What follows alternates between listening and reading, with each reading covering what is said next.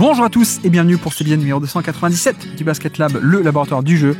Et aujourd'hui, nous allons parler d'un mythe, peut-être ou pas, le mythe de la continuité dans la construction d'équipes en NBA.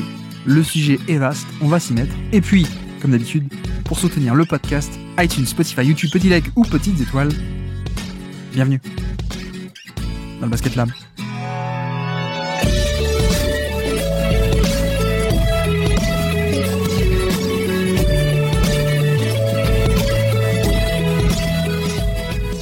Alors, la continuité en NBA, cette valeur très valeureuse, très noble, que le fait de construire de manière dans la continuité plutôt que faire les méchants trades de superstars ou de plein de trades très vilains.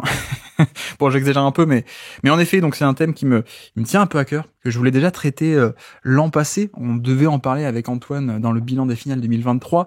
On n'a pas eu le temps, je crois que le podcast faisait déjà plus de 2 heures. Mais bref, donc on a eu ça. On a eu les champions 2023, les Denver Nuggets, qui ont été acclamés pour ceci, pour la continuité de la construction d'effectifs. Et puis, de nouveau cette année avec les Boston Celtics, champions NBA là encore. Et de la même manière, nous avons eu une pluie de louanges quant à la continuité de cet effectif. Bon, si vous êtes auditeur un peu régulier du Basket Lab, j'en ai parlé 2-3 fois. Déjà, je crois que c'est le bilan des finales de cette année où j'en ai parlé très rapidement. J'ai dit aussi, j'ai lâché quelques billes, parce que le sujet m'intéresse et je l'ai préparé depuis un moment, mais j'avais lâché quelques billes dans le podcast Coast to Coast, si ça vous intéresse. Donc voilà, vous pouvez aussi aller voir là. Mais je voulais le faire un peu de manière propre et surtout développé, parce que le sujet est assez intéressant et à mon avis ça vaut le coup qu'on s'arrête un peu dessus. Donc ce mythe de la continuité dans la construction. Alors, est-ce vrai? On va essayer d'y répondre. Est-ce justement un mythe, hein? C'est vrai que le titre est un peu déjà connoté. Si c'est faux, en quoi? Bref, on va un peu essayer de s'intéresser à tout ça. Mais d'abord, commençons très simplement. Pourquoi le mythe, entre guillemets, de la continuité existe-t-il? Pourquoi y a-t-il cette notion que, finalement, construire dans la continuité, c'est-à-dire sans faire de gros changements, sans faire de trade, sans faire des constructions express, entre guillemets, pourquoi est-ce que c'est une bonne chose? C'est vrai que pourquoi ce mythe existe, c'est parce que je pense qu'il y a une notion induite de bien faire les choses.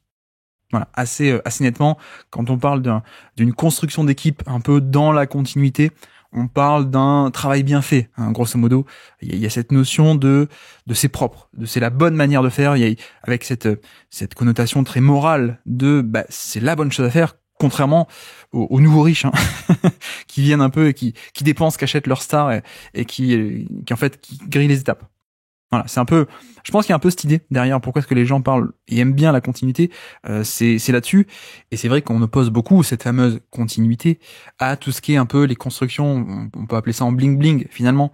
Les constructions via des superstars qui viennent s'ajouter, qui viennent se rassembler entre elles.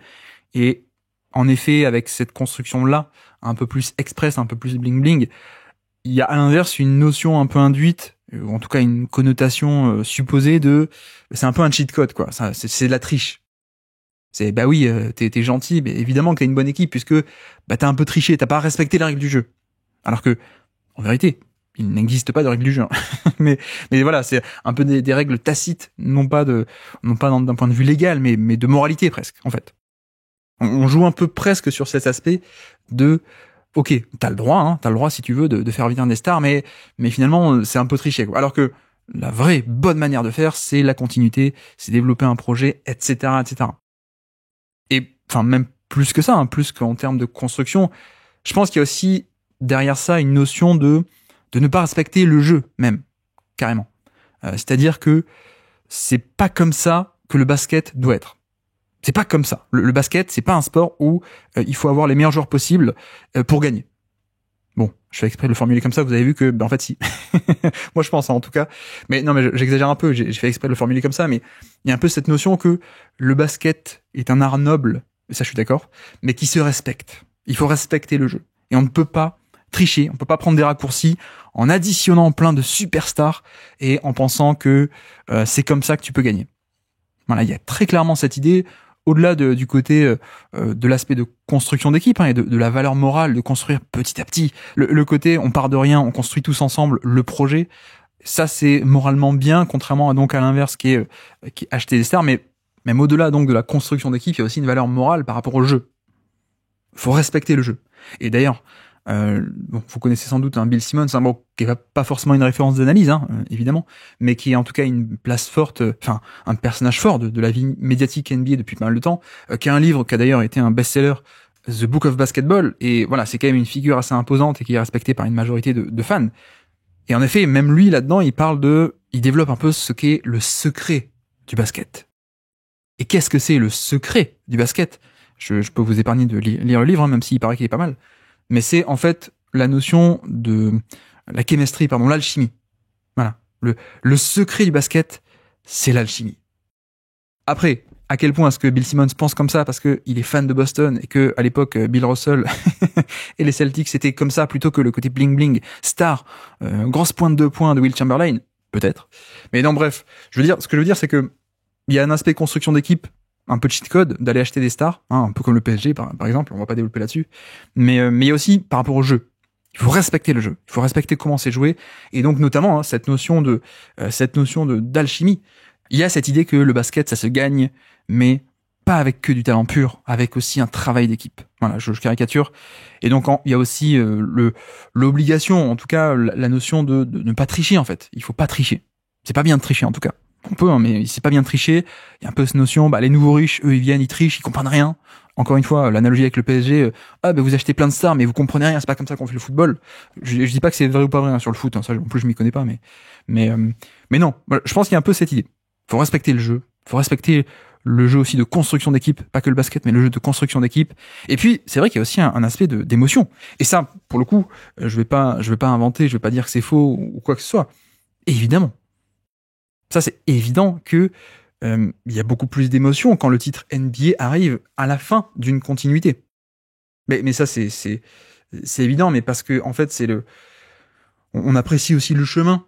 Et pas que l'arrivée. Si juste, vous faites une randonnée, le but c'est pas tant, vous avez pas les mêmes émotions si vous finissez la randonnée de 5 heures, vous êtes fier à la fin, plutôt que si juste on vous avait catapulté en hélicoptère au point final, quoi. Évidemment, donc, je caricature un peu, vous avez compris. Mais c'est quand même un peu l'idée, et ça, évidemment qu'on ressent sans doute plus vite d'émotion quand on a un peu ce côté long terme, on a pu s'attacher aux joueurs depuis longtemps, les voir évoluer, peut-être même connaître certains échecs et donc la réussite n'en est que plus belle, etc., etc. Ça, sur le côté émotion, je sais pas, c'est pas ça dont on va discuter aujourd'hui.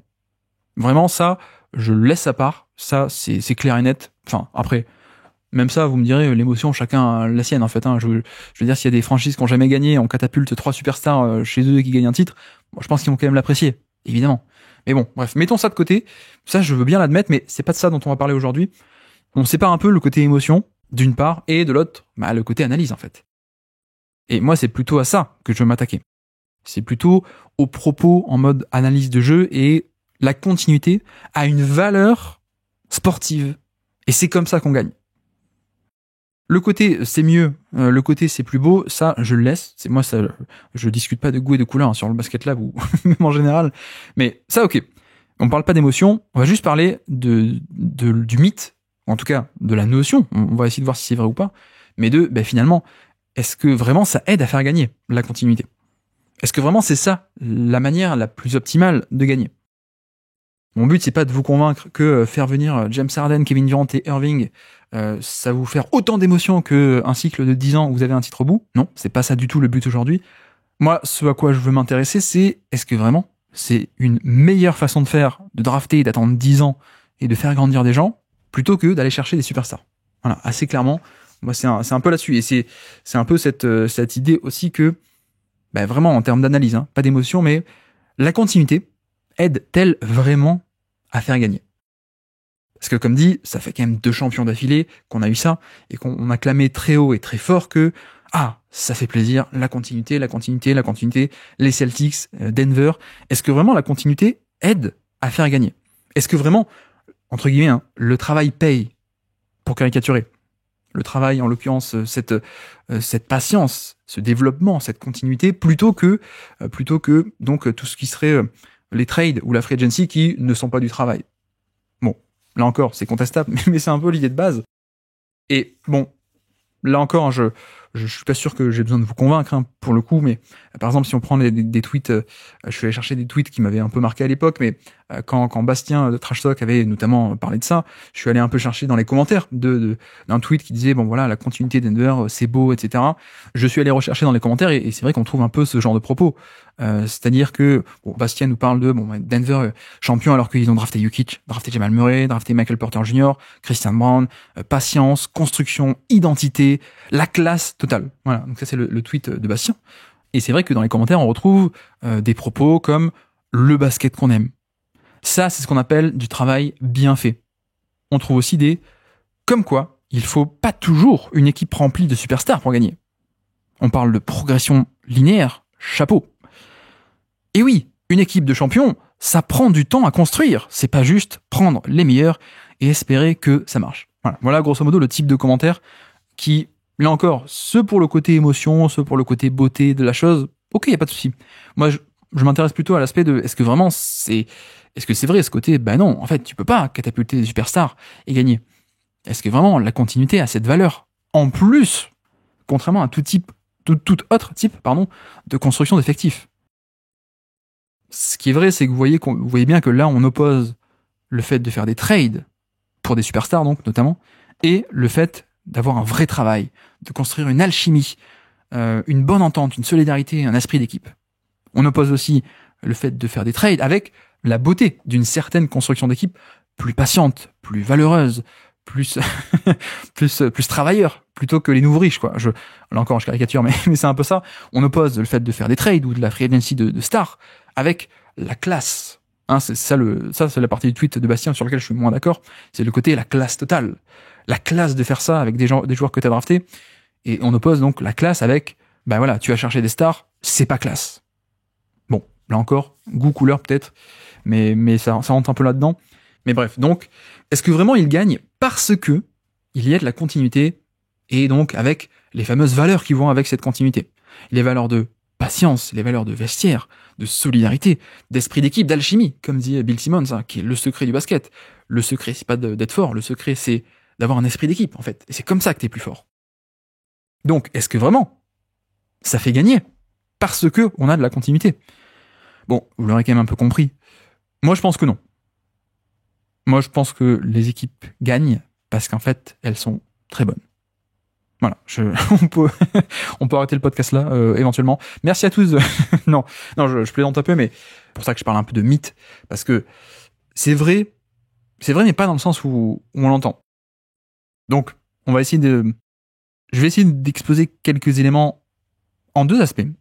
Le premier, c'est que vous allez voir que, en fait, la continuité, c'est bien beau, et on la brandit quand il y en a un qui gagne, mais finalement, on a des tonnes et des tonnes et des tonnes d'exemples d'équipes qui gagnent sans aucune continuité. Et là encore, il faudrait qu'on arrive à la définir, mais grosso modo, on va parler de discontinuité quand il y a des énormes trades, quand il y a des énormes additions ou autres, etc. On va le détailler, mais bref, en fait, j'ai un peu l'impression qu'il y a un aspect où on dégaine cette carte quand c'est vrai. Mais du coup, c'est un peu facile. Il y a aussi plein d'exemples d'équipes qui gagnent alors que elles n'ont pas ces valeurs d'esprit d'équipe, de solidarité, de patience, de long terme accumulées. Et elles gagnent quand même.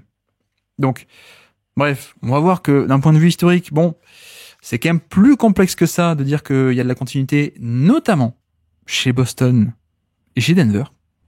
Et puis, dans un deuxième temps, je vais quand même vous exposer ce qui est pour moi la vraie valeur de la continuité. Parce que oui, avoir un projet dans la continuité, ça aide à faire gagner, mais pas exactement de la manière dont on l'entend. Pas le côté le travail bien fait, pas le côté c'est la classe, pas le côté et oui le talent ça suffit pas, etc. ça.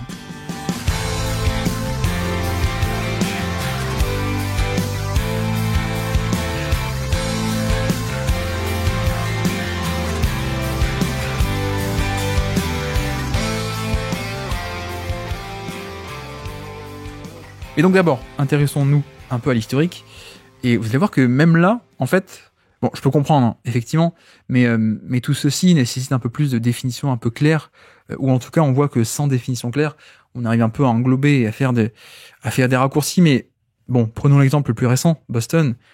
Boston est champion 2024. Et donc, on loue cette continuité de Boston depuis 8-10 ans, hein. Alors quand même pas un an, puisque Tatum c'est quoi, c'est 2017 la draft, donc voilà, au moins 7 ans, 7-8 ans de continuité. Eux, ils n'ont pas paniqué, eux, ils n'ont pas fait de méga move, ils n'ont pas fait de trade, ils n'ont pas fait de grande free agency, juste la continuité, et c'est ça qui les amène au bout. Bon, déjà, c'est pas vrai. C'est pas vrai du tout. Ils ont signé à leur Ford très très cher fut un temps. Ils ont fait le méga move pour Irving, hein. Faut pas l'oublier quand même, ça c'est quand même c'est pas rien, hein. Ça c'est un truc que s'ils avaient gagné le titre un an ou 2 ans après, avec Irving, on n'aurait pas parlé de continuité. Mais bon, bref. Il y a eu ensuite Kemba Walker. Alors ok, c'est un sign and trade, mais bon, ok. Mais en fait, le truc avec Boston, c'est que quand on parle de continuité, on parle surtout des 2 stars, en fait. Mais en plus, paradoxalement, ce ne sont même pas des stars depuis si longtemps que ça. Tatum peut-être un peu plus tôt, mais l'émergence de Jaylen Brown, c'est quoi? C'est 2020, surtout, où il commence vraiment à faire un step-up conséquent, alors qu'en 2019, il est encore assez mauvais, pour le coup. La fameuse année où, vous savez, il a pas de temps de jeu, il râle, etc. Et même le rendement n'est pas pareil, et le joueur a beaucoup évolué. On va dire quoi? 2021, 2020, peut-être 2022, on est pour sûr, on sait que c'est un vrai gros joueur. Donc bref, déjà, sur les 7-8 ans, bon, Jaylen Brown n'est pas tant que ça la star du projet depuis 8 ans. Hein, clairement, on parle de continuité, mais c'est pas comme si c'était la tête d'affiche avec qui on avait insisté, et patience, depuis 8 ans. Non. Mais bref, mettons ça de côté. Mais ce qui est marrant, c'est qu'on parle de continuité à Boston, parce que donc, en fait, on a les 2 têtes d'affiche qui sont là depuis longtemps, mais en réalité, tout le reste de l'effectif est différent. Là, on est champion en 2024, ok, saison 2024. Prenons la saison 2022. Il n'y a même pas 2 ans, Boston commençait l'année avec un effectif. Je vais vous dire les noms. Dennis Schroeder, Grant Williams, Marcus Smart, Rob Williams, Josh Richardson et Daniel Theis. Vous notez qu'aucun de ces noms-là ne fait partie du supporting cast de 2024, où donc les seuls 3 qui ont survécu, c'était Tatum, Brown et également, c'est vrai, Al Horford. Mais à part ça, vous prenez l'effectif il y a moins de 2 ans, c'est un supporting cast qui est à 100% différent. Hormis les 2 stars et Al Horford, mais hormis ça, on a l'intégralité de l'équipe qui a changé. On commence la saison 2022 avec Schroeder, Smart dans le backcourt, Grant Williams et Rob Williams aussi, Josh Richardson avant d'être échangé à San Antonio, Daniel Theis aussi à l'intérieur. Enfin bref, et je vous cite que les principaux de la rotation, je cite même pas les petits, les rookies et autres, hein, évidemment. Mais donc c'est marrant quand même qu'on parle de continuité, alors que en 2 ans, l'effectif a subi une métamorphose quand même assez extraordinaire. Et pourtant, on parle de continuité.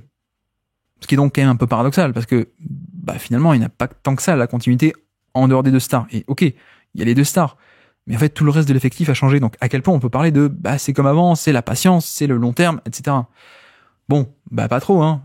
Là encore, hein, quand on associe le travail paye, le travail bien fait, le secret du basket, c'est c'est l'alchimie, etc. Moi je veux bien, mais finalement l'effectif était plus jeune que pas mal d'équipes, hein, cet effectif 2024 de Boston. Oui, les 2 mêmes têtes d'affiche, mais autour c'est complètement différent. Et même saison 2022, vous allez me dire s'il y a 2 ans, mais même par rapport à il y a 1 an, même encore en 2023, on avait du Marcus Smart, on avait du Grant Williams, on avait du Rob Williams, on avait du Malcolm Brogdon. Bref, je veux dire, le turnover est quand même assez immense. On a eu l'ajout aussi, évidemment, de Jrue Holiday beaucoup plus tard. Enfin bref, finalement, le turnover de joueurs est quand même immense. Et même, il y a un turnover qui est parfois plus grand que certaines équipes qui font venir une star. Et pourtant, avec Boston, on parle de continuité. Bon, c'est quand même un peu particulier, et en tout cas, c'est un peu à nuancer, cet aspect de continuité. Prenons aussi un autre exemple, Dallas. Bon, Dallas, ils ont fait un gros coup avec Irving il y a 1 an, quoi, grosso modo, 1 an et quelques mois. Plus le côté Grant Williams qui sont fait venir, et PJ Washington et Daniel Gafford aussi. Bon, on est quand même pas sur un effectif hyper stable, et pourtant, ça va quand même assez loin. Bon, pareil, hein, les Wolves avec Rudy Gobert, avec Mike Conley qui est arrivé il y a 1 an, un peu plus d'1 an et quelques mois aussi, trade deadline 2023. Bon bref, on prend le Lakers aussi, finaliste de conférence en 2023. Les Lakers, on peut pas dire que c'était de la continuité totale, hein. Au final, il y a un bouleversement d'effectifs en plein milieu d'année qui a été assez extraordinaire, hein, avec, souvenez-vous, Westbrook, Russell, Vanderbilt qui avait un rôle important, etc., etc. Et pourtant, ça va jusqu'en finale de conf. Ok. 2021, qui est-ce qui est en finale? Ce sont les Suns. Qu'est-ce qu'ont fait les Suns? Ils ont ramené Chris Paul l'été juste avant. Bon, ben voilà. On n'est quand même pas dans la continuité de, allez, on fait confiance aux jeunes, les jeunes des Suns, ça va monter, etc. Bon, ben non, ça rentre pas là-dedans. Évidemment, en 2021, on a aussi l'exemple de Brooklyn. Après, bon, c'est vrai qu'avec cette équipe, là, on a un différent, je pense, philosophique assez important. J'ai du mal à, enfin, pour moi, c'est pas un échec parce qu'ils ont perdu, en fait, hein. Déjà parce que c'est pas trop comme ça qu'on évalue. Et puis, bon, une équipe qui est blessée, qui a une star et demie, mais encore sur 3, et qui pousse Milwaukee, donc qui sera le futur champion jusqu'à un match 7 en prolongation. Bon, prolongation d'un match 7, j'ai quand même du mal à dire que c'est un échec, hein. Enfin, je veux dire, ils auraient pu passer un 2-3 paniers, un peu de réussite, etc. Mais bon, voilà. Pourtant, avec une discontinuité qui est totale, on avait quand même une des 2 ou 3 meilleures équipes de toute cette année-là, en fait, hein, avec les Nets. Mais après, je sais que là, l'argument pour certains n'est pas entendable parce que ils sont arrêtés au deuxième tour, parce qu'ils ont perdu, parce que, etc., etc. Ok, bon, moi je les compte quand même, hein, là-dedans. Les Lakers 2020, là, vous serez d'accord, il y a un titre, il y a la validation de la Rings Culture. Mais les Lakers 2020, bon, bah, il y a quand même un turnover assez énorme, hein, avec le travail de AD, l'arrivée de AD, mais surtout le départ de pas mal de monde, hein, qui font le chemin inverse avec Lonzo Ball, Ingram, Josh Hart, etc. Ok. Bon, évidemment, Kawhi Leonard, 2019, Toronto. S'il y a bien un exemple de discontinuité qui marche, c'est quand même celle-là, quoi. Kawhi Leonard et Toronto qui gagnent le titre en 2019. Et bon, et je sais que certains vont dire, oui, mais le reste de l'effectif a pas changé. Bon, déjà, c'est pas totalement vrai.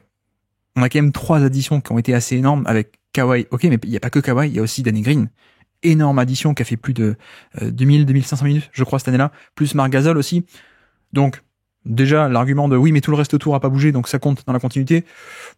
Pas trop, hein, quand même. Moi, je trouve pas. Et puis, bon, c'est un peu, j'ai l'impression qu'on s'arrange un peu chacun à sa sauce, quoi. Genre Boston, les stars bougent pas, mais tout le reste autour, ça bouge. Mais c'est pas grave, on peut appeler ça la continuité. Alors que l'inverse, ben on appelle ça aussi de la continuité. Quand il y a qu'une star qui arrive, et tout le reste autour qui bouge pas. Bon, bref. Qui est un peu particulier, mais pour moi, je le mets là-dedans. Chris Paul qui arrive aux Rockets aussi en 2018. On peut pas dire que c'est stable, hein. On échange pas mal de monde. Beverley, Montrezl Harrell, etc. pour avoir Chris Paul. Bon, là encore, un problème philosophique, je pense, mais pour certains, pour beaucoup, c'est un échec.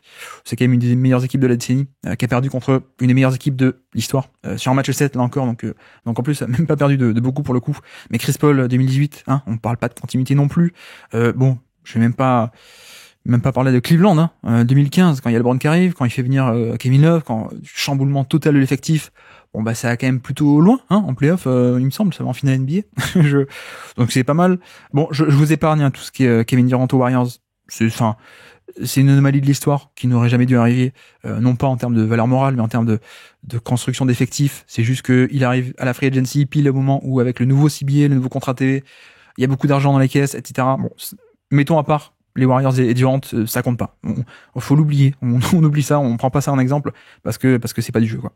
Mais après, on a aussi Miami, 2010. Bon, on peut pas parler vraiment de continuité et pourtant ça marche directement, hein, le Big Three à Miami, Dwayne Wade, LeBron James, Chris Bosh et puis 2-3 bouts de bois qu'on arrive à récupérer par-ci par-là, avec Ilgauskas, du Haywood, Mike Miller encore qu'on arrive à faire venir, mais voilà, bref, beaucoup de Carlos Arroyo aussi, Mike Bibby. Bref, des bouts de bois et pourtant ça marche pas mal. Boston en 2008. Évidemment, Boston, bon, ça va au titre. Je pense que personne n'a trop à redire à cette discontinuité. Orlando, 2009. Rashard Lewis, qui arrive, c'est quand même un gros coup. Les Lakers, évidemment, qui font du Pau Gasol, qui donc font une finale NBA et puis ensuite 2 titres. Donc, bon, finalement pas mal à cette discontinuité avec le trade de Pau Gasol. Mais bon, bref, voilà pour quelques exemples de soit champion, soit finaliste de conférence, enfin bref, des équipes d'élite qui, sans la continuité, la fameuse sacro-sainte continuité, ça va quand même très loin. Et en fait, j'ai surtout l'impression que on retient en fait surtout les échecs. On retient surtout, regardez, Brooklyn, par exemple, hein. Moi je suis pas de cet avis, mais on retient Brooklyn, regardez, ils ont fait une addition de superstars, ça a pas marché. Vous voyez bien que c'est pas comme ça qu'on gagne. Bah ouais, mais alors, si on dit ça, qu'est-ce qu'on dit quand la même année ou un an avant, pardon, on a les Lakers qui gagnent avec Davis? Pourquoi on le dit pas? Pourquoi on dit, ah oui, mais le trade de Dwight Howard, plus la super team aux Lakers, donc Kobe, Dwight Howard, Pau Gasol, Metta World Peace, Steve Nash aussi qui arrive cette année-là aussi. Vous voyez, ça marche pas de construire avec que du talent pur des superstars. Je veux bien, mais pourquoi on l'a pas dit à Boston en 2008 alors que c'est pareil. dans cet aspect, dans la connotation négative du bling bling et de la discontinuité, on peut appeler ça comme ça. En fait, on retient beaucoup les cas où ça marche pas et on critique, mais j'ai pas entendu beaucoup de critiques sur le fait que Cleveland en 2015 ait chamboulé l'effectif, enfin était 2014 pour 2015, vous avez compris, pour Boston, pour Kawhi Leonard, pour à Toronto, je veux dire, etc., quoi. Donc bref, c'est un peu particulier, je trouve. Et de l'autre côté, c'est vrai que là encore, j'ai commencé un peu déjà à en parler, mais continuité de quoi on parle en fait. Est-ce qu'on parle des stars ou est-ce qu'on parle du supporting cast? Parce que vous voyez que Boston, ok, les stars sont pareils, mais tout le supporting cast a changé en 2 ans, même pas, en moins de 2 ans. Et de l'autre côté, on a aussi parfois des exemples où c'est juste une ou deux stars qui changent, mais l'effectif reste un peu le même. Bon, Kawhi Leonard, même si comme dit, c'est pas totalement vrai, parce que Danny Green et Marc Gasol, c'est quand même pas rien, comme rajout non plus. Donc c'est pas juste ton ami Kawhi Leonard dans l'effectif de 2017 ou 2018 des Raptors. Hein. Non, moi je pense pas. Mais voilà. Donc, est-ce qu'on parle de star ou du supporting cast? Ou les deux, ou un peu au choix. Moi j'ai l'impression que ce qu'on retient surtout, c'est l'aspect star en fait, hein, dans ce côté continuité. C'est un peu les stars qui dictent tout dans cette. Comment est-ce qu'on considère, est-ce que le projet est continu ou pas, ou comment est-ce qu'on considère que c'est du bling bling ou pas. C'est qui est en tête d'affiche finalement. Parce que Boston, on en a déjà parlé, tout change à part Brown et Tatum, mais encore Brown. Je pense que Jaylen Brown est une star offensive, un joueur majeur, mais pas depuis si longtemps. C'est pas depuis 7-8 ans, quoi. Clairement, c'est un mec qui est un peu un joueur majeur depuis quoi, 2020, 21, 22. Avant ça, il y avait des Kyrie, avant ça, il y avait Kemba. Et avant ça, lui, il était quand même moins bon, intrinsèquement. Mais vous voyez, même si on prenons Denver aussi. L'autre exemple, donc, c'est Denver, champion 2023, évidemment. Et c'est intéressant de comparer entre 2020, la dernière fois où ils n'avaient pas été blessés en playoff, et 2023. Entre 2020 et 2023. Puisque 2021, pas Jamal Murray, blessé au genou. Et Porter, c'est l'année d'après, je crois. Donc 2022, ni Jamal Murray, toujours pas revenu, et pas de Michael Porter Jr., hein, je crois, si peut-être je mélange les années. Mais voilà. Donc blessure en 2021 et 22. Donc la dernière fois où on a vu un effectif de Denver sans blessure, avant 2023, c'était 2020. Bon là encore, hormis Jokic et Murray, absolument tout a changé entre 2020 et 2023. Vraiment, littéralement. C'est-à-dire que 2020, on a encore du Torrey Craig, du Jeremy Grant, du Paul Millsap, du Gary Harris. Michael Porter Jr. à l'époque, c'était vraiment un joueur gadget, hein, qui sur l'année est à 16 minutes par match à peine, qui émerge un peu plus en playoff, mais on n'est pas du tout à un rôle de titulaire comme actuellement. Donc bon, c'est pas exactement le même joueur. On a aussi du Monte Morris, on a Will Barton aussi, qui est un joueur majeur de cet effectif en 2020. On a une équipe qui, un peu comme Boston, hein. Boston en 2 ans a changé tout sauf les deux stars, grosso modo. Denver, finalement, on parle de continuité, mais bon, c'est un peu pareil, quoi. Donc, j'ai un peu cette impression que quand on parle de continuité, en fait, on parle surtout des têtes d'affiche. Alors que Denver, pareil, on a viré un peu tout le monde, tous ceux de 2020, en 2-3 ans, là encore, hein, et on a fait venir Aaron Gordon, trade, on a fait venir KCP, free agency, on a fait venir Bruce Brown, free agency, mais comme c'est des signatures sur des joueurs moins majeurs, c'est pas grave. Je sais pas si vous voyez ce que je veux dire, mais il y a un peu ce côté, c'est moins grave, en fait. Ce qui est grave, ce qui est de la discontinuité, c'est de signer ou de faire un trade pour une méga star. Ça non, ça on casse la continuité. Dans l'esprit des gens, je veux dire. Dans l'esprit de beaucoup. Mais faire un trade pour Gordon, ah non, ça c'est intelligent par contre. C'est pas de la discontinuité. Faire venir KCP, faire venir Bruce Brown, non, ça c'est intelligent. Donc bref, un peu cette dualité un peu de notion entre qu'est-ce qu'on appelle continuité entre supporting cast ou star et Toronto. Bon, ils ont gagné, donc on l'a célébré, on a dit c'est génial, le coup de poker incroyable, c'était risqué, mais c'est waouh, le choix intelligent de Masai Ujiri. S'il avait perdu, on aurait eu, et ils sont pas passés loin de perdre, hein. Enfin, je veux dire, match 7 contre les Sixers, vous connaissez l'histoire, et puis surtout en finale NBA, tu gagnes contre une équipe contre qui t'aurais pas dû gagner parce qu'il y avait des blessés, et voilà, enfin tu faisais pas partie de la conversation contre les vrais Warriors de 2019. Et donc qu'est-ce qu'on aurait dit? Ah non, il fallait faire confiance au groupe, il fallait faire confiance à DeMar DeRozan, il fallait les laisser grandir, etc. Je pense, hein. Et en tout cas, ça, on l'a pas entendu. Alors que on entend ce genre de critique avec d'autres équipes, mais là, on l'a pas entendu parce que ça a gagné. Donc à quel point il n'y a pas un côté un peu biais du résultat assez fort, je pense, en tout cas. Toronto, donc, c'est un peu la star qui bouge, contrairement à Denver et Boston. Boston 2008, oui, c'est les stars, hein, c'est Ray Allen et Kevin Garnett, surtout. Phoenix 2021, Chris Paul, c'est la star qui bouge, c'est pas le supporting cast. Cleveland 2015, bon, il y a un peu de tout, mais notamment c'est une arrivée de star qui est à noter. Les Rockets, là encore, Chris Paul 2018, bah c'est de la star. Brooklyn 2021, c'est de la star. Donc voilà, on voit bien que il y a une différence de traitement selon si on parle de continuité vis-à-vis des stars ou vis-à-vis du supporting cast. Finalement, Boston qui fait tourner tout le supporting cast avec Derrick White, Jrue Holiday, Porzingis, Marcus Smart, Grant Williams, etc. Bah c'est pas grave, on le compte pas comme de la discontinuité. Denver, c'est pareil. Aaron Gordon, KCP, etc. Et en fait, je comprends aussi, mais ça illustre aussi une notion qui est fondamentale et que je répète assez souvent, mais c'est l'importance de la superstar. Et je pense que beaucoup de choses viennent de là, notamment sur ce mythe, mais même sur plus. C'est-à-dire que pour gagner un titre en NBA, c'est une règle qui n'est que empirique, hein, mais il faut un joueur, voire deux, du top 10 ou top 15 NBA. Assez clairement. Pour gagner un titre NBA, il faut vraiment une superstar. C'est extrêmement rare, voire ça n'arrive jamais, d'avoir un titre NBA avec aucune superstar NBA qui fait partie du top 10 ou top 15, voire même parfois il en faut une ou deux, ou en tout cas un deuxième qui est top 20, top 30, quoi, grosso modo. Mais bref, finalement, l'importance de la superstar en NBA est absolument gigantesque. C'est primordial. Alors, ça ne veut pas dire que si tu en as une, ça suffit. Non, ça c'est, attention, cours de mathématiques, de logique, différence entre implication et équivalence. Mais non, gagner un titre, il te faut au moins une ou deux superstars. Ça ne veut pas dire que seul, ça suffit. Mais ce qui est sûr, c'est que si tu ne l'as pas, bah c'est très dur en fait. C'est même impossible de gagner un titre sans la superstar. Ça me fait un peu penser d'ailleurs, j'y pense, ça fait au moins un an qu'on n'a pas fait de Roland Courbis sur le Basket Lab, mais Courbis qui parlait de ça régulièrement par rapport au foot et à l'argent. Avec de l'argent dans le foot, t'es pas sûr de gagner, mais sans argent, t'es à peu près sûr de pas réussir, quoi. Et pour moi, c'est un peu ça.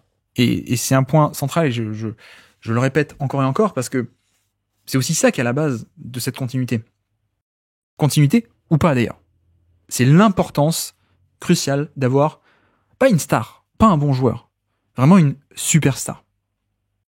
Et là, je vais pas vous faire l'affront de faire le listing, mais regardez tous les finalistes NBA, tous les finalistes de conférence NBA, grosso modo, il y a toujours un mec du top 10 ou top 15.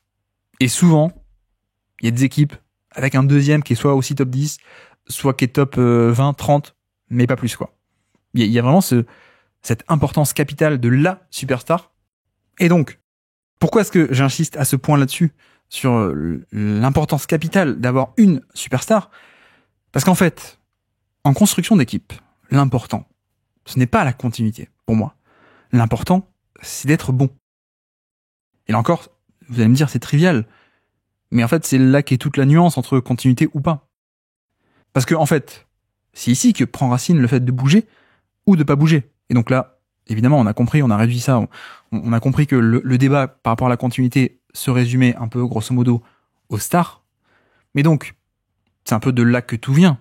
Parce que si tu es assez bon, bah finalement, tu bouges pas. Tu gardes tes joueurs très bons, notamment les stars ou superstars. Alors que, si tu n'es pas assez bon, bah tu bouges. Tu fais des trades pour des stars ou tu vas signer des free agents. Comme par exemple un Chris Paul. Et en fait, encore une fois, ça peut paraître très, très bête, hein, ce que je dis, très trivial. Mais en fait, c'est ça, le secret de continuité ou pas.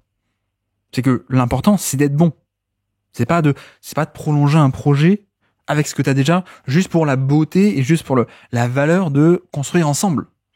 Ah non, enfin, pardon pour les familles, mais Orlando, le problème d'Orlando, fin deuxième partie année 2010, c'est que bah oui, ils avaient beaucoup de continuité, mais avec pas assez de talent, quoi. Donc eux, ils auraient dû bouger en fait. Et d'ailleurs, sans doute qu'ils ont essayé, mais qu'ils n'ont pas pu. Mais je veux dire, la continuité dans une équipe assez nulle, bah non, c'est nul, quoi. Et je parlais d'Orlando, pardon, mais on peut en citer pas mal des équipes comme ça qui restent un peu dans du ventre mou, ou Chicago comme ça qui a été pendant longtemps, qui a enfin commencé à faire péter là. Mais en fait, pour moi, la clé elle est là. C'est que quand on parle de continuité, on parle de superstar. Ok. Mais qu'est-ce qui diffère une équipe qui va bouger ses stars ou pas bouger ses stars? Et là, on parle dans le référentiel de la franchise. Hein. On parle pas du fait que une star veut partir, etc. Quoi. Mais qu'est-ce qui incite à ça? C'est soit t'es bon et donc tu bouges pas. Mais si t'es pas assez bon, et comme le critère pour être bon et pour avoir une chance de gagner, c'est avoir une superstar. C'est ça qui dicte absolument tout si tu es vraiment, tu peux vraiment être compétitif ou pas. Mais en fait, ça se résume à ça. Et donc, la continuité, comme on dit, tu l'as quand tu as déjà ta superstar. Parce que quand tu l'as, tu n'as aucun intérêt à bouger. Pourquoi est-ce qu'on parle de continuité avec Boston? Pourquoi est-ce qu'on en parle avec Denver? Parce qu'elles ont déjà leur superstar, donc pourquoi est-ce qu'elles auraient intérêt à bouger, en fait? Non, il n'y a aucun intérêt.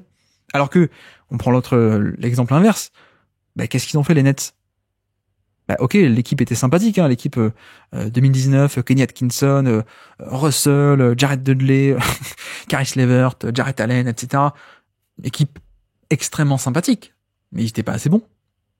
Et donc le critère principal pour être une vraie équipe qui est candidat au titre, c'est d'avoir des stars. Donc ils sont allés les chercher. Donc oui, on parle de ah oui, mais du coup on casse le cycle, on n'est pas sur la continuité. D'accord, mais en fait c'est parce que l'objectif des front office c'est d'être bon. L'objectif quand tu veux aller au titre, c'est d'avoir de la superstar. Donc tu bouges pour les avoir. Mais évidemment que en fait quand on parle de continuité pour certaines équipes, la continuité, c'est pas, encore une fois, c'est pas par désir de stabilité extrême. C'est aussi juste que, une fois que tu l'as, une fois que t'as Jokic, non, tu bouges pas. Une fois que t'as Tatum, non, tu vas pas trop bouger, quoi. Alors que, si t'es Boston et que t'as que Paul Pierce et que ça marche pas, ouais, tu vas rajouter Ray Allen et Kevin Garnett si tu peux. Évidemment. Mais je pense qu'une partie de la confusion, je sais pas, mais une partie du problème ou du débat vient aussi un peu de là. C'est-à-dire que l'important, c'est pas la continuité pour la continuité. L'important, c'est d'être bon. Donc, soit t'as déjà ton critère principal, la superstar, une ou deux, et donc tu bouges pas trop, tu vas surtout faire bouger autour, hein, le supporting cast, ok. Par contre, dans le cas où tu ne l'as pas, là tu bouges. Brooklyn en 2021. Bon, après on peut argumenter de est-ce qu'ils auraient dû juste s'arrêter à Irving et Durant, j'entends, et pas aller chercher James Harden. Ok. Bon, moi je pense qu'ils ont quand même bien fait et que le résultat a parlé pour lui. Le résultat en production de jeu, je veux dire, pas le résultat des playoffs quand ils étaient blessés. Mais voilà, Brooklyn, c'est assez évident. Même pour prendre un autre exemple, hein, les Rockets de 2017, c'est une équipe sympathique, mais qui est pas du tout au niveau. Donc, ouais, on va pas continuer à faire grandir, à se dire, allez, Pat Beverley va continuer à grandir, Montrezl va continuer à grandir, ou Sam Dekker, ou je sais plus qui. Je crois que Sam Dekker était dans le deal. Non, tu fais le coup et tu vas chercher Chris Paul. Évidemment. Pour moi, c'est ça qui dicte si tu vas être dans la continuité ou pas. Et en fait, cet aspect de continuité, c'est un peu une conséquence, c'est pas un objectif en soi. C'est la conséquence de l'état de ton équipe. Si déjà t'as tout ce qu'il faut, ok, tu peux ne pas trop bouger au niveau des têtes d'affiche. Mais par contre, si t'as pas cette tête d'affiche, ouais, là tu bouges. Donc là, tu n'es plus dans la continuité. La sacro-sainte continuité, comme on dit, quoi.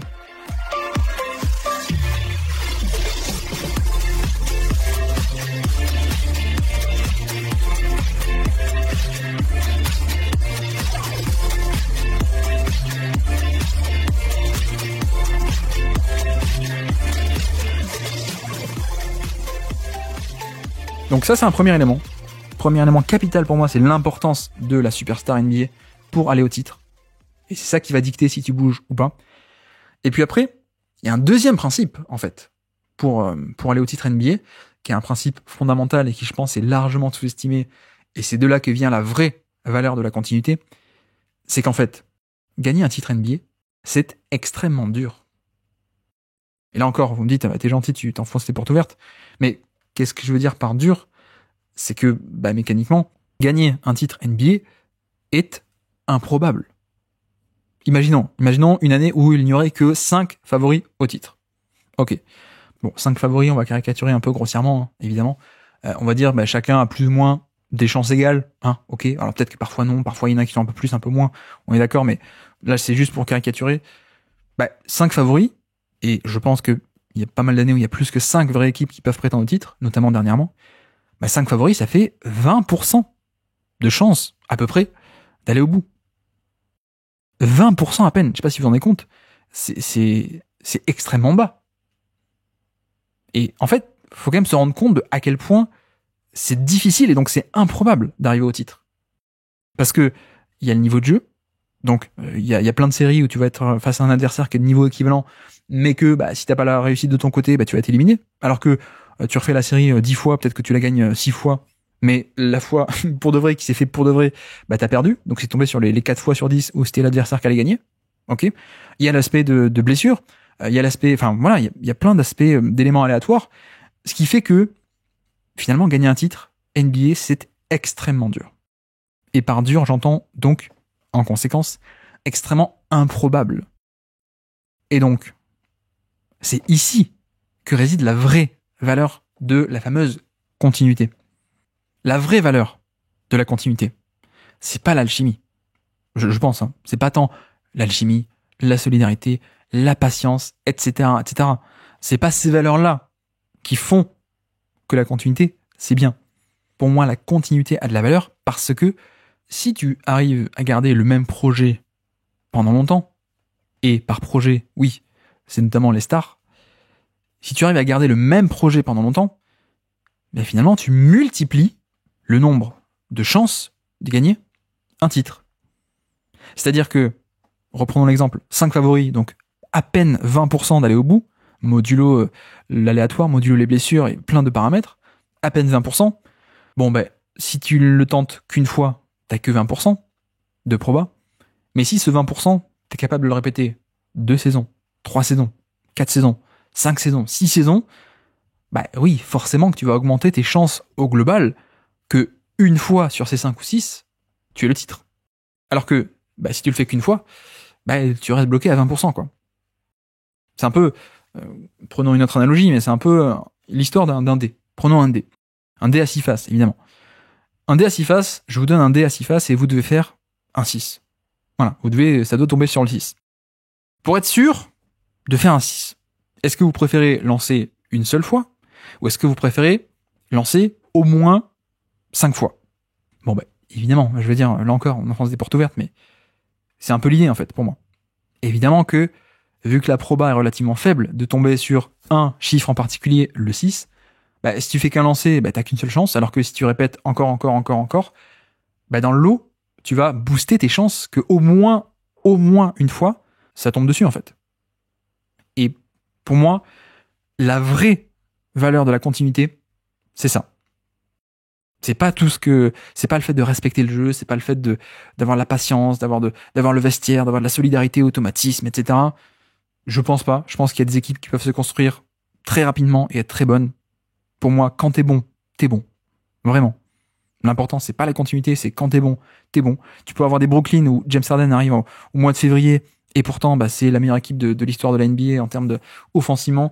Tu peux avoir un Anthony Davis qui arrive et de suite, c'est fabuleux. La défense est fabuleuse et tu vas au titre avec les Lakers.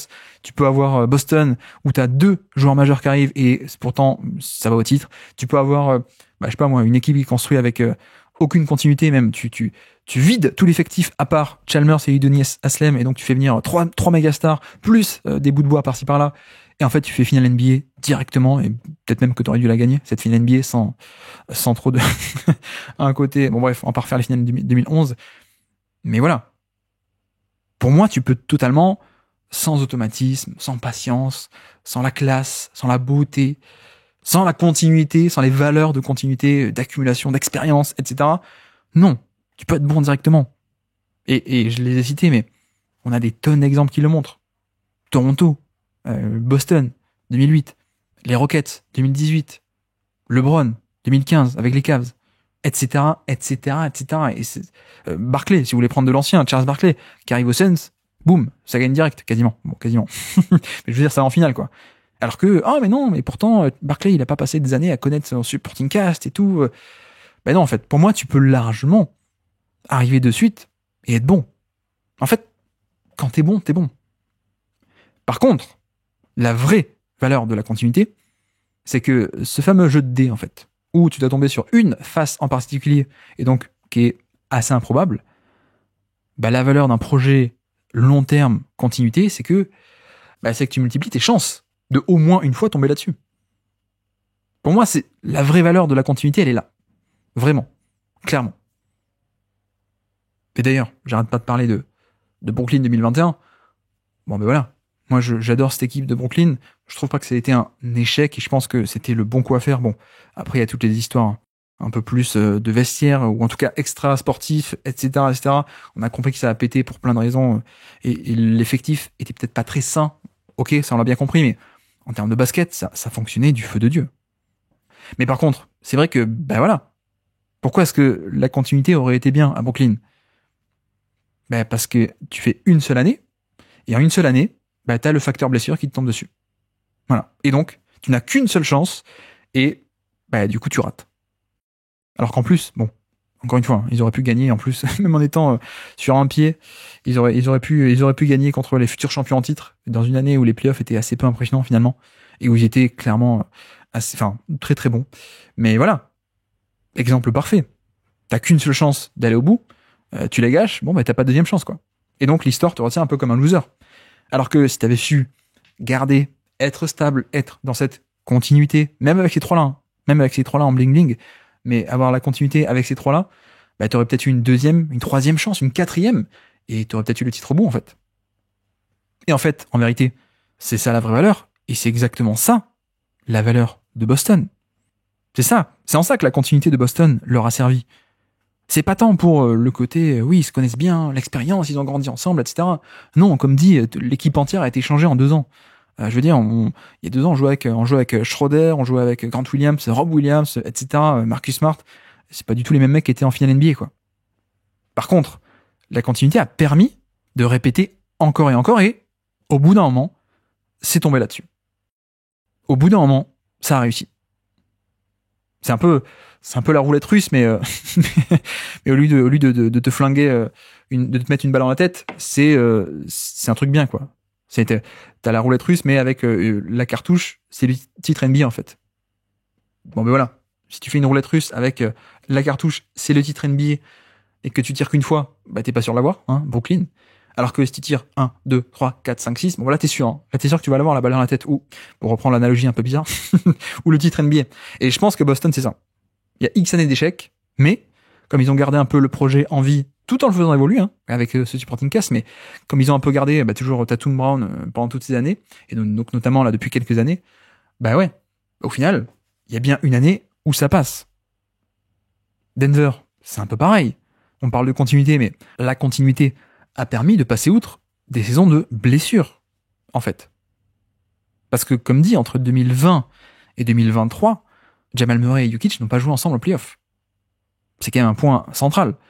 Mais le fait d'avoir gardé ce duo, non pas 1 an comme Brooklyn, mais pendant X années, bah c'est ça qui a permis qu'au bout d'un moment, t'as pu avoir une année où tout le monde était sur pied. Voilà, la continuité, le fait de garder le cœur de ton projet, on peut l'appeler comme ça, ensemble pendant autant d'années, c'est que c'est qu'il y a bien un moment où ça va tomber, quoi. Il y a bien un moment où tu vas avoir la bonne saison. Et d'ailleurs, un peu paradoxal, mais parce que c'est un peu exactement ça mon regret avec les Clippers.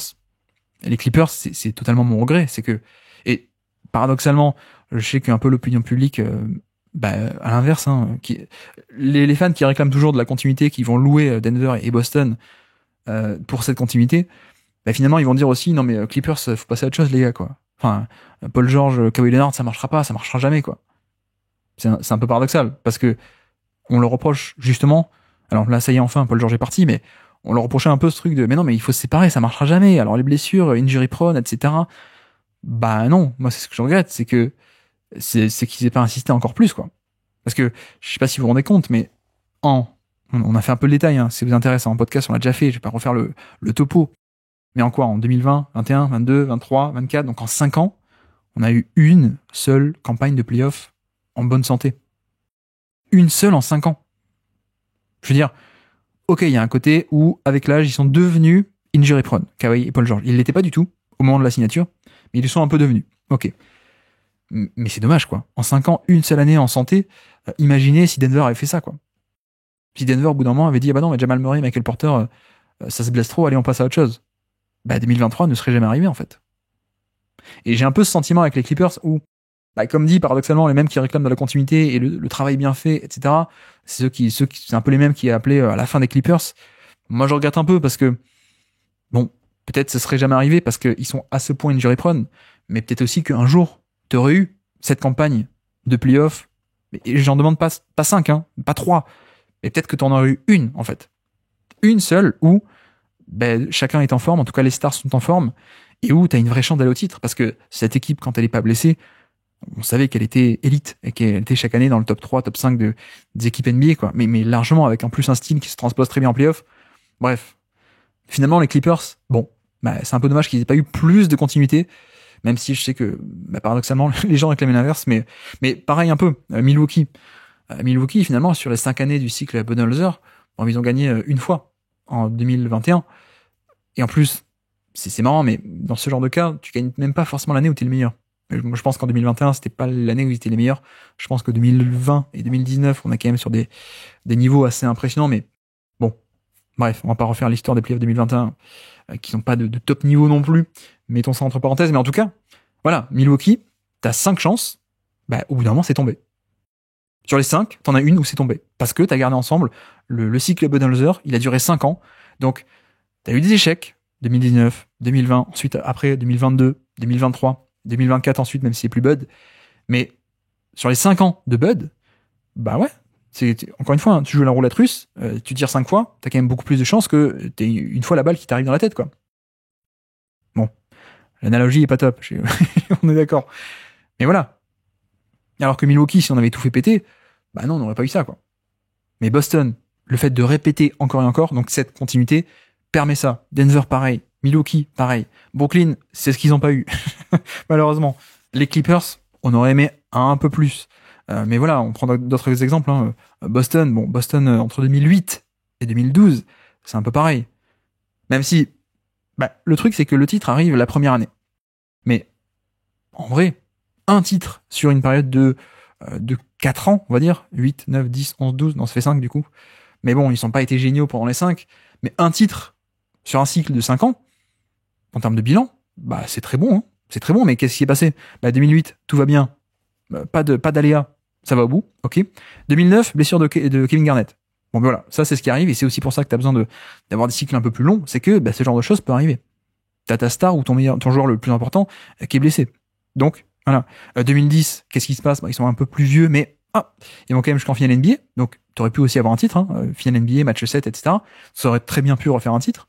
2011, ils sont quand même un peu moins bons, plus des blessures, Dwayne Wade qui pète le coude volontairement de Rondo. Et puis 2012, ils sont quand même un peu vieux, mais ça a quand même Miami jusqu'à un match 7 des finales de conférence. Et voilà. Vous voyez que la valeur, ça a été aussi ce fait d'avoir plusieurs années, parce que encore Boston s'en tire bien, parce que la première année, il y a le titre. Mais imaginez, Kevin Garnett se blesse non pas la deuxième, mais la première année. Est-ce que ça commence pas à paniquer? Est-ce qu'on commence pas à dire plus que ce qu'on a eu? Ah ouais, mais réunion de stars, c'est pas comme ça qu'on fait, etc. Bon, voilà. Les Spurs aussi, entre 2010 et 2016. Je prends que 2010, hein, mais on pourrait faire avant, mais c'est pareil. Ils font un titre au final sur ce cycle-là, sur les années 2010, donc c'est le titre de 2014, vous le savez, mais avec pas mal d'échecs autour. Mais en même temps, la force, c'est d'avoir répété. D'avoir eu, non pas une, mais 1, 2, 3, 4, 5 chances d'aller au bout. Et voilà, t'as les playoffs 2011 où Manu Ginobili est blessé, tu te fais upset par Memphis. T'as 2012 où tu te fais renverser.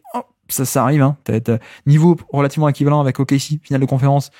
Tu prends l'avantage, mais tu te fais remonter. Bon, ça arrive. 2013, finale NBA, t'es censé l'avoir, tu l'as pas. 2014, enfin le titre. 2015, série au premier tour, dantesque contre les Clippers. T'as l'aléa de la fin de match, du match 7 du premier tour avec le flotteur de Chris Paul, etc. Voilà. La force, c'est qu'ils ont réussi à avoir un titre parce que plein de cartouches. Cette continuité, elle sert à ça. Et pour vous dire même à quel point, on voit bien à quel point avoir un titre, c'est dur. Boston, comme dit. Boston, de 2008 à 2012, un titre. Les Spurs, de 2010 à 2016, un titre. Miami, le Big Three, qui était censé en gagner 8 d'affilée, 2 titres sur 4 années, voilà, c'est pas 4 sur 4. Hein. Même les Warriors entre 2015, première année de Steve Kerr, et 2019, donc dernière année de Kevin Durant. Après, il y a les blessures, etc. Mais ce cycle-là, en tout cas, finalement, ils ont 3 titres en 5 ans. Même ces Warriors-là, la meilleure équipe de l'histoire ou pas loin, ils font pas 5 sur 5. Même Miami, ils font pas 4 sur 4.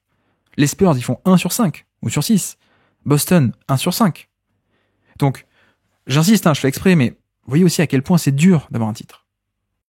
Et dur parce que c'est très compétitif, dur parce que toi t'as une superstar mais les autres aussi, et puis il y a le facteur blessure, donc il y a il y a le facteur aléatoire, en fait, qui est une sorte de fatalité, hein. Tu contrôles pas les blessures. Alors, tu peux essayer un peu de contrôler, mais voilà, t'as aussi ce facteur-là. Donc, c'est pour ça que avoir un projet stable et continu dans le temps, ça sert à ça. Ça sert à ce que cette proba finalement très faible, qu'une équipe ait un titre NBA et le titre NBA, si tu la répètes, au bout d'un moment, tu augmentes tes chances et tu peux être sûr que, en tout cas, être quasi sûr qu'au bout d'un moment, ça va finir par être toi.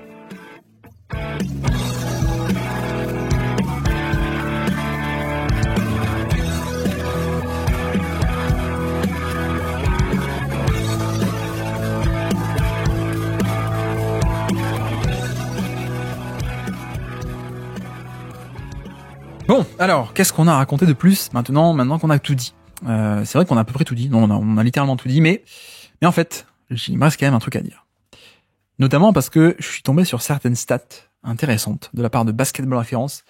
Et donc, pour ceux qui aiment un peu plus de précision, peut-être, on va pouvoir faire ça aujourd'hui, maintenant, dans cette deuxième partie de podcast. Mais surtout, vous allez voir que, finalement, ce que moi je dénonce un peu comme un peu un mythe de la continuité, parce que on n'attribue pas du tout les bonnes valeurs, c'est pas du tout les bonnes raisons qui sont mises en avant pour dire il faut avoir un projet continu.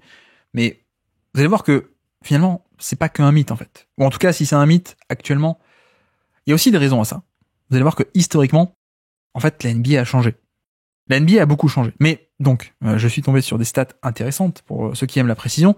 D'ailleurs, j'essaierai de mettre le lien, si j'y pense, dans la description du podcast. Si ça vous intéresse d'aller voir, je pense que visuellement, c'est très bien de l'avoir sous les yeux et de pouvoir un peu jouer avec ça. Mais, en gros, c'est ce que Basketball Référence appelle l'indice de continuité, grosso modo. Et donc, c'est un énorme tableau. Vous voyez les 30 équipes à travers les X années de l'histoire de la NBA. Et donc, vous voyez un peu une espèce de matrice, un tableau avec des pourcentages.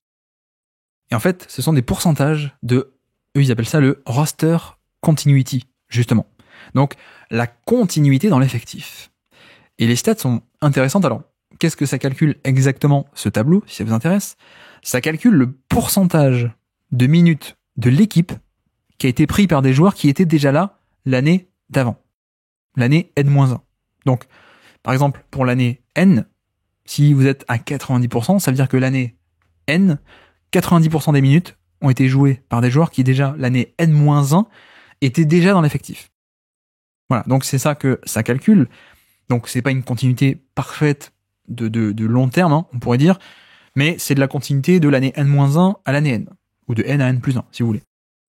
Après, l'autre défaut, c'est que ça ne distingue pas les minutes entre les stars ou des role-players, évidemment, mais ça le pondère un peu, puisque une star va être amenée à jouer beaucoup plus de minutes en total. Donc forcément, quand il y a une star qui est là ou qui est pas là, ça se ressent plus qu'un simple role-player.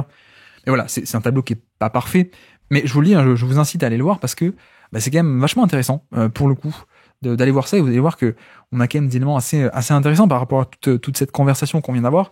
Et donc, par exemple, cette année, on prend 2024, le pourcentage le plus élevé, c'était Atlanta. 95% de roster continuity pour Atlanta, c'est-à-dire que 95% des minutes jouées en 2024 ont été jouées par des joueurs qui étaient déjà là en 2023. Et puis, les Suns aussi. Les Suns, 32%, le plus petit total de 2024, c'est-à-dire que à peine 32% des minutes en 2024 ont été jouées par des joueurs qui étaient déjà là en 2023. Ce qui paraît normal avec l'énorme bouleversement d'effectifs, avec Durant qui arrive en cours d'année, mais surtout Bradley Beal, et puis tous les role-players, etc., etc. Voilà, donc c'est un peu ça l'idée, et ce qui est bien sur ce tableau que je vous décris, c'est qu'on a on a des codes couleurs, notamment 5 couleurs, donc on a tout ce qui est vert, la couleur vert, qui est finalement plus de 90% de roster continuity par rapport à l'année d'avant. On a du gris, qui est un peu le stade un peu en dessous. On a du jaune, qui est le milieu. Ensuite, on va au rose. Et ensuite, on va au rouge, qui est vraiment le moins de continuité possible. Voilà, c'est en dessous des 50%. On est a priori sur du rouge au niveau des codes couleurs. Alors que vert, plus de 90% de continuité de roster. Donc Atlanta, 95 est en vert. Phoenix, 32% est en rouge, par exemple. Et donc, je me suis dit, ce qui est intéressant, c'est d'aller voir les champions. Allons voir les champions. Les champions récents, évidemment. Donc Boston, 69%. 69% de roster continuity, 69% de minutes en 2024 qui ont été jouées par des mecs qui étaient déjà là l'année d'avant, en 2023. Au niveau des codes couleurs, je vous disais, on est en jaune. Donc on n'est pas du tout en vert, on n'est pas du tout en gris, on est au milieu. Le code de couleur, le milieu. On a pile le milieu. Donc, en termes de continuité, c'est pas top, Boston. Denver, 51%. Là, on est carrément dans le rouge. Bon, il y a aussi le fait que on avait des blessures, évidemment. Notamment Jamal Murray, donc quand il est revenu, il a pris beaucoup de minutes. Donc, voilà, il y a ça, mais il n'y a pas que. Hein. Il y a KCP, il y a Bruce Brown. Voilà, donc Denver, finalement, la continuité, non pas à long terme, mais d'une année à l'autre, elle était pas top, hein, la continuité de 2023-2024. Pardon, 2022 à 23, mais bon, blessure, ok. Golden State, 68%. À peine 68, entre guillemets, couleur jaune. Donc, moyen. Milwaukee, champion 2021, 59%. On est dans le rose. Donc, on est 4e sur 5, quoi. En termes d'échelle, l'avant-dernier pire, quoi. Avant-dernier, enfin pire. Avec le moins de continuité possible. 59%. Retenez bien les chiffres aussi, hein. Enfin, retenez bien. Je vous redirai, mais 59%, c'est pas top, hein. Comme dit, on peut avoir des Atlanta cette année qui sont à 95%. Bref. Lakers, champion 2020, 52% de roster continuity. Là, on est dans le rouge. On est très peu de continuité. Toronto en 2019, 67%. C'est pas mal. Enfin, c'est un peu plus que Lakers, par exemple. C'est pas non plus la folie, hein. 67%. Là encore, on est dans le jaune, hein. Donc on est milieu de tableau. Et puis, on a, pourquoi? Parce que Kawhi Leonard, ok, mais surtout, là encore, une saison à plus de 2000 minutes de Danny Green. Marc Gasol aussi qui arrive en fin de saison. Donc voilà. Finalement, il n'y a pas que Kawhi, hein. Il y a eu pas mal de turnover aussi avec des joueurs majeurs, je veux dire. Bon, Golden State, on s'en fiche. Hein. Comme dit tout à l'heure, Golden State, cette équipe n'a pas existé. En tout cas, on ne doit pas s'en servir pour aucun exemple de quoi que ce soit dans la théorie ou dans l'empirisme. Non. Bon, laissons de côté Golden State, c'est un peu trop particulier comme cas. Les Spurs, avant ça, les Spurs on était à 83%. Bon, pas mal, hein. Vous voyez que c'est un chiffre quand même beaucoup plus élevé, 83% en 2014, beaucoup plus que les champions récents, de continuité d'une année à l'autre, pardon. Cleveland aussi, pardon, j'ai sauté les Cavs en 2016, qui était aussi à 84%, donc très bon score, pour le coup, les Cavs en 2016. Et encore, là, je vous fais que les champions, mais même pas tout ce qui est finaliste de conférence, etc. Bon, ça, c'était pour les champions. Donc les champions, finalement, vous voyez que d'une année à l'autre, on n'a pas franchement de la continuité. Et même ceux qui sont vantés pour avoir été des champions dans la continuité, bah de N-1 à N, bon, c'est pas évident. À la limite, vous allez dire, c'est que du N-1 à N. Donc, et si on regardait à plus grande échelle? Prenons non pas de une année, mais de quelques années. Donc, par exemple, le cycle de Boston, les chiffres, c'est du 69%, 85, pas mal, 69, 73, 70. C'est pas mal. C'est pas non plus génial. Regardez le tableau, il y a que du jaune. Voilà, clairement, il y a que du jaune. On n'est pas vraiment sur une continuité de roster qui est épatante. Ok. Denver, un peu mieux. Denver, tout de même, c'est 2020, on est à 80%. Ensuite, 70, 75, 51. Bon, blessure de Jamal Murray. Et puis, 90 pour 2024. Là, on était à 90 en 2024. 90%. Donc ça, c'est un vrai bon score, pour le coup. Là, on peut parler de continuité. Mais voilà, sur le cycle, vous voyez que, bon, c'est des bons chiffres. Mais c'est pas non plus les plus hauts chiffres qu'on ait jamais vus, quoi. Idem d'ailleurs, Golden State, non pas la version Kevin Durant, mais un peu la version, eux qui ont été champions en 2022, on prend le cycle un peu des années 2020, entre 2021 et 2024, bah finalement, on a les mêmes chiffres que Boston. C'est-à-dire 72, 68, 73, 68, alors que Boston c'est 69, 85, ok, mais ensuite 69, 73, 70. Donc finalement, Golden State, on a peut-être un peu plus cette image de ça a bougé, Boston un peu moins, mais ouais, vous voyez qu'on a un peu les mêmes cycles, hein, pour des champions récents, en tout cas, Boston, Denver, Golden State. Voilà, c'est pas des chiffres qui sont incroyables, et ce qui est marrant aussi, c'est de regarder dans ce tableau à travers les années, quelles sont les équipes avec seulement sur une année, hein, on est d'accord, mais seulement sur une année, les plus gros scores de N-1 à N, les plus gros scores de roster continuity. On a les Warriors en 2016, 95%. Bon, bah c'est l'année où ils gagnent pas le titre. 2016.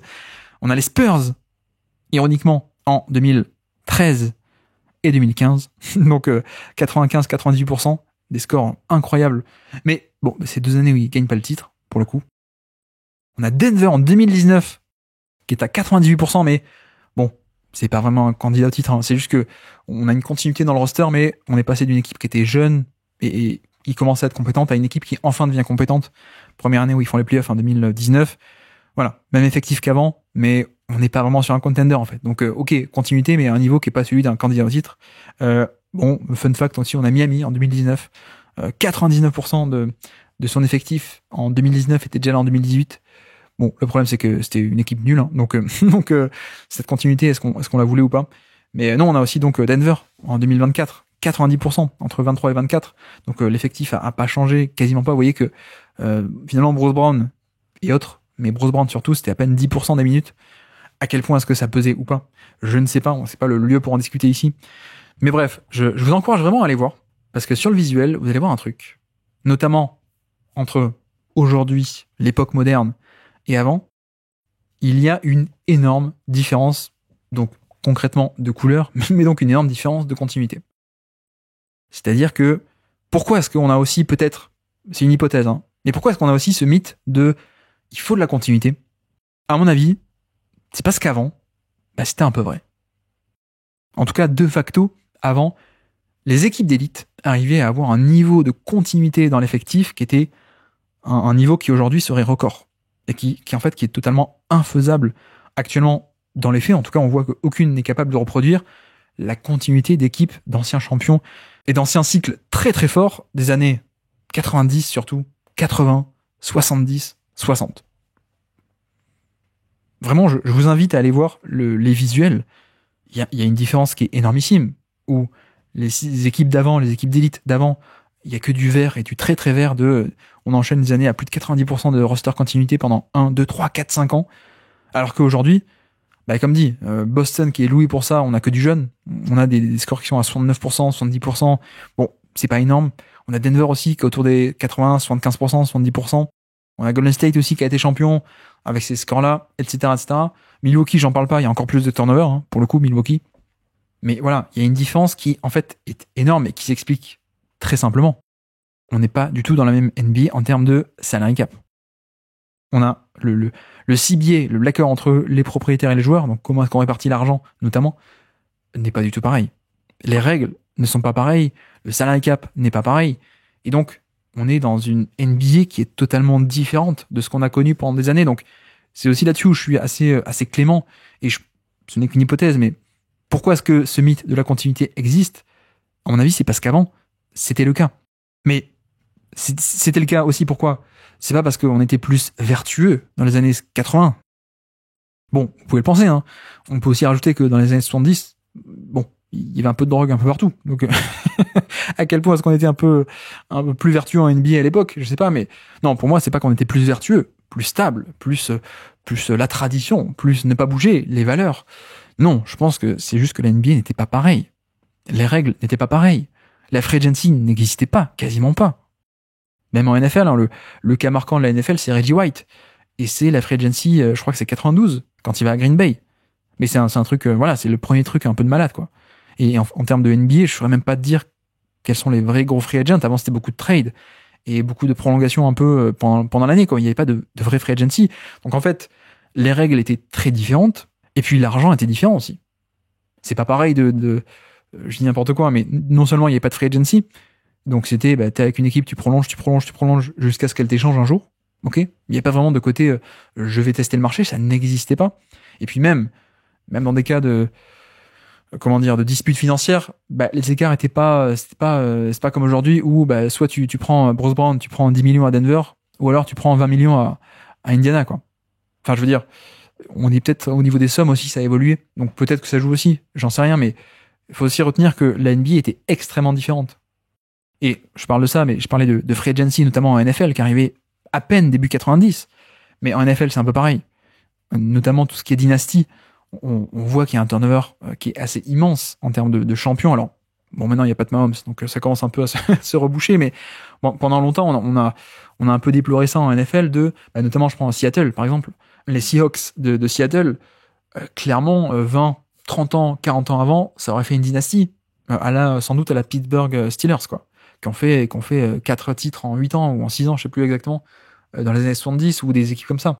Et les experts en parlaient, et on l'a vu concrètement, c'est que Seattle dans les années 2010, ils arrivent dans une équipe incroyable, ils draftent, c'est la folie, ils draftent des mecs qui développent en mecs absolument géniaux.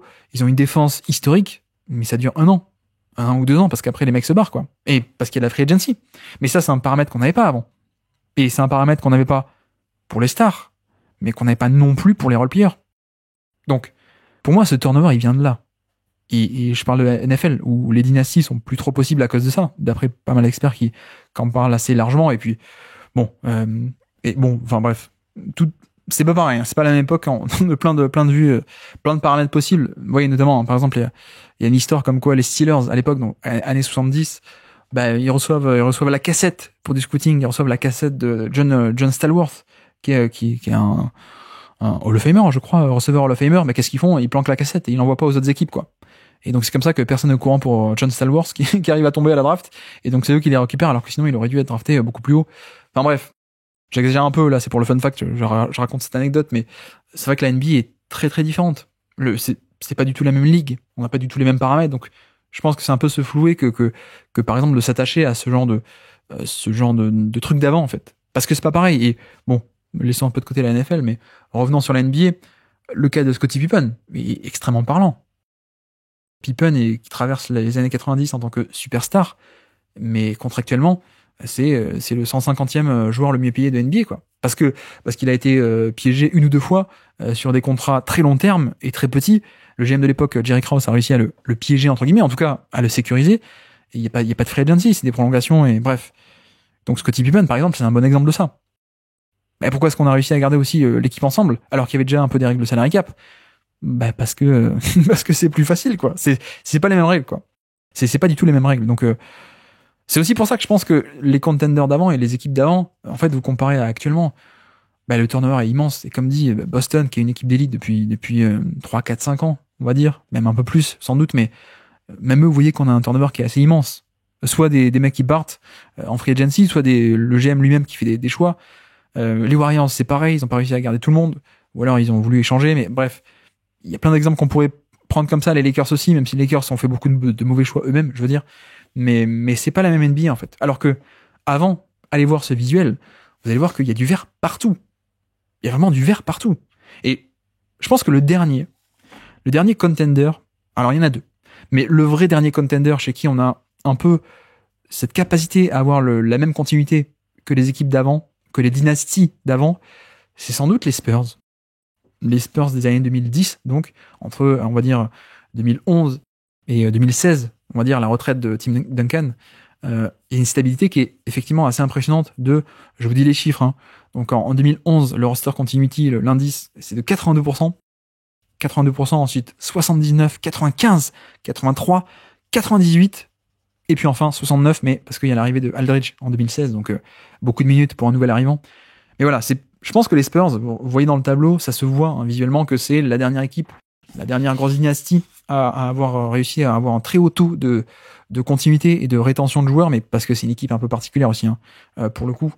Et en dehors de ça, on a eu aussi OKC sur ces mêmes années, entre 2010 et 2016, là encore, qui font des chiffres de 76, 91, 93, 83, 89, 66, mais l'année où Durant est blessé, 2015, et de nouveau 93 pour 2016. Donc voilà, OKC et les Spurs, un peu les 2 derniers de l'ère moderne, on peut dire, qui ont réussi à avoir cette continuité, mais là je parle de continuité sur une période de plus de 2 ans, vraiment pour des cycles un peu plus longs de 4, 5, 6 ans, parce que sur 2 ans, oui, sur 2 ans on trouve des équipes qui arrivent un peu à blinder, mais en fait au bout d'un moment avec les règles de salary cap, on prolonge plein de mecs, on arrive à garder un peu, mais ensuite ça explose parce que c'est pas tenable, parce qu'il y a la taxe aussi, la luxury tax, et donc tu peux pas rester trop longtemps dans la luxury tax, sinon t'as des grosses sanctions, etc., etc. Donc voilà, OKC Spurs, c'est un peu les derniers des Mohicans de ce point de vue-là, alors que vous allez voir les chiffres et le visuel, mais les chiffres aussi des dynasties d'avant, vous allez voir que c'est des chiffres de turnover qui sont extrêmement faibles. Prenez Détroit par exemple. Détroit, donc les Pistons fin 80, on a des chiffres entre 88 et 91. Les chiffres de roster continuity, c'est 95, 92, 95, 97. C'est incroyable. Une telle stabilité pendant 4 ans, au plus haut niveau, 4-5 ans, c'est un truc qu'on ne voit pas aujourd'hui. Mais littéralement, on ne le voit pas sur le tableau. mais c'est plus possible, ça. Ce genre de stabilité. Lakers aussi, Lakers des années 80. Prenons du tout début des années 80, je crois 81, je crois que j'ai pris à l'époque où ils sont déjà très bons, hein, le titre NBA très tôt. Mais c'est 85%, 83, 87, 82, 98, 83, 86, 96, 89. Enfin, on traverse la décennie à un taux entre 85 et plus de 90% de roster continuity. C'est faramineux, ce genre de stabilité et de continuité. Et c'est un truc qu'on ne voit plus aujourd'hui. Les Lakers des années 80, c'est toute la décennie comme ça. On parle des Lakers, mais Boston, c'est pareil. Boston, là encore, on prend très tôt, entre 80 et 88, toute la décennie, grosso modo. Mais c'est du 79, 95, 89, 85, 97, 80, 90, etc. Enfin, des chiffres comme ça. Les Sixers aussi, juste après l'arrivée de Julius Erving depuis l'NBA, donc, on a des chiffres 98, 88, 87, 94, 66, l'année où Moses Malone arrive, ok. Et puis ça remonte à 88, 82, 82. Bref, les Sixers de cette époque-là aussi, autre dynastie. Vous voyez que les chiffres sont très différents de ce que j'ai cité tout à l'heure. Par exemple, Boston, qui était autour des 69, 69, 73, 70, etc. Même Denver, hein, 81, 75, 70, 51. Voilà, c'est pas du tout pareil. Les Bulls aussi. Les Bulls, évidemment, j'ai parlé de Jerry Krause et de ses contrats. Mais les Bulls, même en changeant entre Horace Grant et B.J. Armstrong vers du Ron Harper et du Rodman, ben en fait d'une année à l'autre, on voit que ça fait on prend les années entre 89 et 98, donc l'ère Michael Jordan. Bon, à part 94, voilà, 94 il y a pas de Jordan, mais sinon c'est des chiffres de 77, 83, 89, 96, 86, 80, 80, 97, 92. Bref, c'est des chiffres où ça bouge pas quoi. Enfin, ça bouge extrêmement peu. Bon, pareil, hein, Indiana, même sans prendre les gros contenders, mais Indiana des années 90 et 2000 avec Reggie Miller, c'est pareil, on est quasiment tout le temps entre 80 et 98% de roster continuity, hormis une année. Boston des années 70, c'est pareil, la période un peu 72-76 avec Dave Cowens, Havlicek, etc. Pareil, hein, on a des 99, 84, 98, 91% de continuity, etc. Les années 60, évidemment, hein, oui, encore plus, les années 60, on est quasiment tout le temps au-dessus des 88% de continuité dans le roster pour le Boston des années 60. Même les Knicks de l'époque, vous savez, les Knicks début 70, l'ère de gloire entre 70 et 76, 92, 93, 94, 98, 93, etc. Bref, c'est quand même très différent. C'est quand même très différent de Milwaukee, où il y a beaucoup de turnover à Milwaukee actuellement, le Milwaukee de Bud, je veux dire, Denver, Boston, Golden State, Lakers, Clippers, même les Clippers, hein, pour le coup, les stars sont les mêmes, mais ça bouge beaucoup autour. Enfin bref, il faut aussi comprendre que la NBA n'est plus pareil. Donc aujourd'hui, c'est peut-être un mythe, ou en tout cas une croyance de penser que la continuité est possible à un tel niveau. Mais pourquoi est-ce qu'on pense ça aussi? C'est peut-être parce que avant c'était le cas. C'était pas les mêmes règles, c'était plus facile de garder les joueurs en termes de somme, en termes de règles de CBA. Et puis surtout, voilà, le turnover, ça affecte à la fois les stars, mais aussi les role-players. Et c'est vrai que, comme je disais depuis le début, quand on parle de continuité, de travail bien fait, de bien construire, on parle souvent des stars en fait. Hein. On parle des stars, on parle beaucoup du mouvement des stars, des superstars, mais en fait, ça affecte aussi énormément le supporting cast et les joueurs de classe moyenne, grosso modo. On parle pas que des Harden, on parle pas que des Paul George, on parle pas que des Kawhi ou des LeBron. Non. Le CBA permet plus de mouvement aussi pour tout le monde, en fait. Ne serait-ce que Denver. Regardez, Denver, Bruce Brown, une bonne saison, hop, je vais prendre un gros contrat. KCP, deux très bonnes saisons, enfin plus, mais KCP, ça bouge, quoi. Alors, il a été bougé dans le trade de Westbrook depuis les Lakers, Washington, ensuite Denver le récupère. Mais voilà, KCP, top valeur sur le marché, il va signer un énorme contrat à Orlando. Même à l'époque, on peut prendre Jeremy Grant aussi, qui était génial dans son rôle, et qui, depuis maintenant, il est redevenu... ensuite, il est allé prendre un gros contrat à Détroit. Donc, c'est même pas que les superstars. Hein. Je sais qu'on se concentre beaucoup sur ça, sur les stars, et c'est ça qui gâche un peu tout, la NBA, hein. Grosso modo, je caricature, mais en fait, il y a aussi beaucoup de turnover de tout le monde, en fait. De vraiment tout le monde. Donc voilà, je pense que la continuité, elle prend racine aussi là-dessus, sur un historique, et sur des décennies où c'était possible. Et pour le coup, l'aspect de Bill Simmons, hein, le secret du basket, l'esprit collectif, etc. C'était peut-être même un peu plus vrai à l'époque. Parce que vraiment, t'arrivais à garder la même ossature, et même plus que l'ossature. Tu gardais quasiment toute l'équipe. Hein. Les Pistons, Je veux bien croire que ce qui a aussi participé à ce qu'ils jouent aussi bien ensemble, c'est parce qu'ils se connaissaient. Mais en même temps, je vous dis les chiffres, hein, ils sont pendant 4 ans, ils sont à 97% de continuité de roster. Enfin, il y a personne qui venait qui prenait des minutes sans être là de base, quoi. Donc, oui, sans doute. Peut-être que ça jouait un peu plus ce côté expérience collective, etc. Peut-être. Mais aujourd'hui, pour moi, c'est plus une priorité. Je pense que quand t'es bon, t'es bon. La vraie valeur de la continuité, c'est d'avoir plusieurs chances d'avoir un titre NBA, sachant que pourquoi est-ce que tu bouges et que t'es pas dans la continuité, c'est qu'il te faut une star. Donc si tu l'as pas, tu vas la chercher, et si tu l'as, bah tu bouges pas et tu restes dans cette continuité. Et qu'un titre NBA, c'est quand même très très très dur à avoir parce que plein de paramètres, et notamment des paramètres aléatoires, de blessures, de hasard, etc. Donc c'est très dur, et donc c'est pour ça que la vraie valeur de cette continuité de projet, c'est d'avoir plusieurs chances de gagner. Très simplement. Et on se rend compte aussi que espérer une stabilité de jadis, c'est quelque chose qui n'est aujourd'hui absolument pas envisageable. Donc, il est peut-être temps de commencer un peu à repenser cette idée de stabilité plus du tout applicable à la sauce d'avant.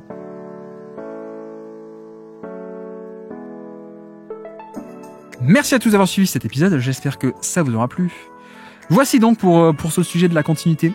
C'est un sujet qui me tenait un peu à cœur et bon, ça tombe bien aussi que je n'ai pas pu le faire et en parler l'an dernier. Finalement, ça a permis de cette année un peu plus prendre le temps et surtout, encore une fois, je vous recommande d'aller voir ce petit tableau très intéressant, ce visuel sur la roster continuity de basketball référence qui est vraiment pas mal.